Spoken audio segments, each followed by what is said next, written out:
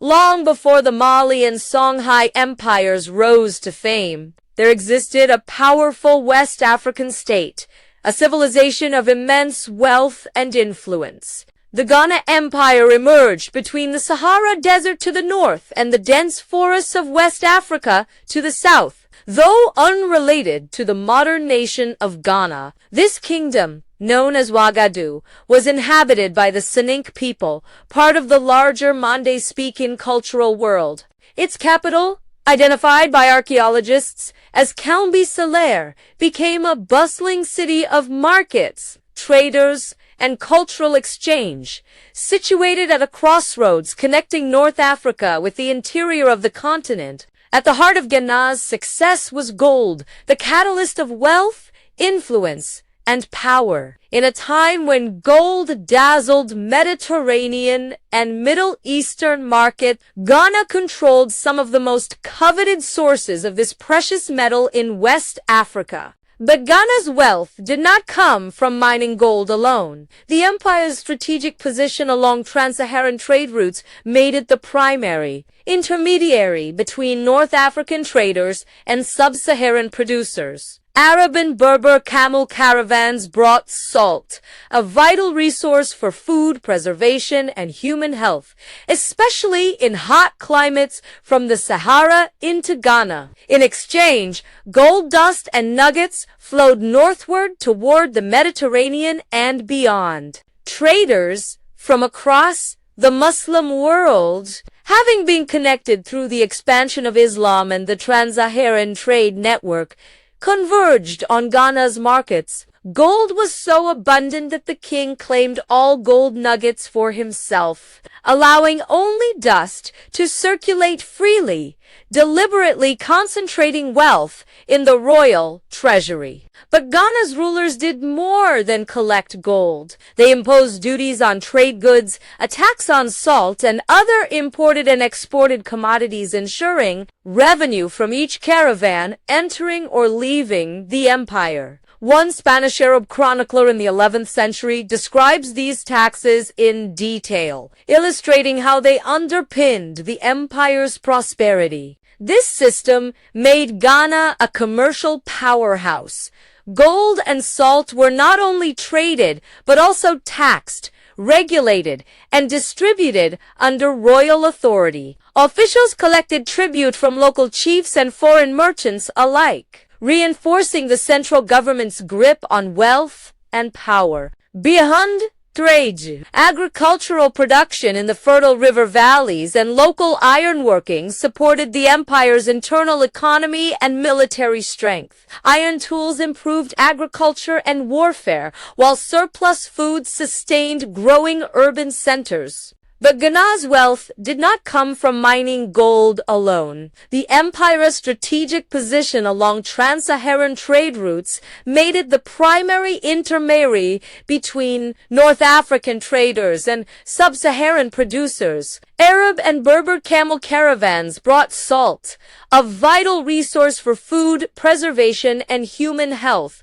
especially in hot climates from the Sahara into Ghana. In exchange, gold dust and nuggets flowed northward toward the Mediterranean and beyond. By the 4th century CE, small chiefdoms in this region began to coalesce into a powerful kingdom. By 800 CE, Ghana had become a dominant trading empire, controlling vast caravan routes and acting as a commercial hub for traders from across the Sahara. Welcome to the Ghana Empire, sometimes called Wagadu, an empire built on gold, trade, and strategic geography, whose rise and decline shaped the history of West Africa. This is the story of its gold-based economy, its political brilliance, and the forces that led to its eventual fall. Ghana's power was not only economic, but also political and cultural. The king,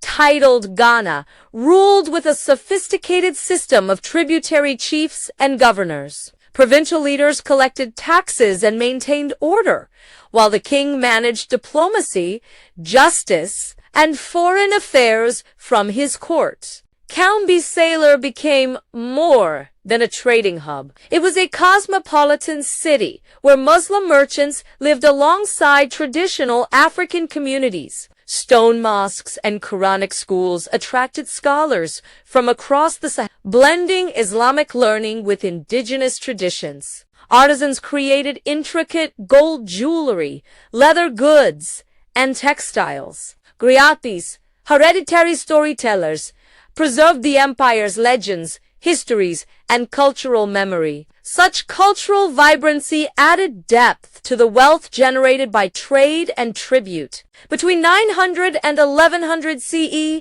Ghana reached the peak of its power. Caravans crossing the Sahara linked the empire to trade networks stretching to North Africa, the Middle East, and Europe, bringing wealth, prestige, and influence. Demand for gold in Mediterranean economies enhanced Ghana's leverage in global commerce. Throughout this period, Ghana maintained stability by regulating trade, securing caravan routes, and managing diplomatic ties with neighboring states. Its influence extended through alliances and tributary relationships into surrounding regions, further expanding its economic reach. Yet, even mighty empires face tests. By the 11th century, several forces began to erode Ghana's power. Environmental changes, including prolonged droughts, weakened agriculture, undermining food production and diminishing the empire's ability to sustain large populations and levy taxes. At the same time, new gold deposits were discovered to the east, especially around areas such as Bure in modern Guinea. These discoveries shifted caravan routes away from Ghana's traditional control points, leading to a decline in trade revenue, the very backbone of the empire's economy. Adding to the empire's woes were external military pressures. In the late 11th century, the Almoravides, a Berber Muslim confederation from North Africa, launched raids into Ghana. While their occupation was relatively brief, the disruption to trade networks was severe. Their presence also increased political instability and weakened Ghana's authority over its vassal states. Internally, signs of fragmentation emerged. Local chiefs and tributary leaders grew more autonomous, diminishing centralized control. As trade revenues dwindled and political cohesion weakened,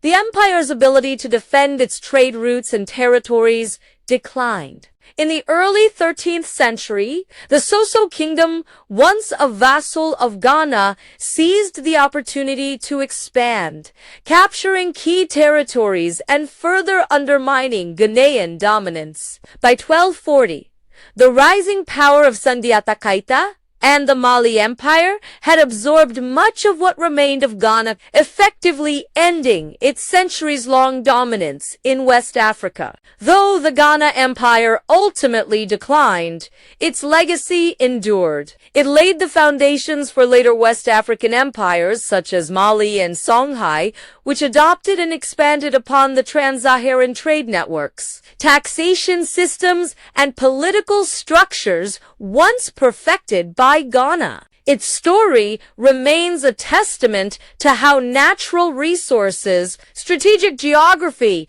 and human ingenuity can shape the destiny of civilizations. From the golden sands of trade caravans to the cultural crossroads of Kaumbis, the Ghana Empire stands among history's great powers, a reminder of Africa's central role in medieval global commerce.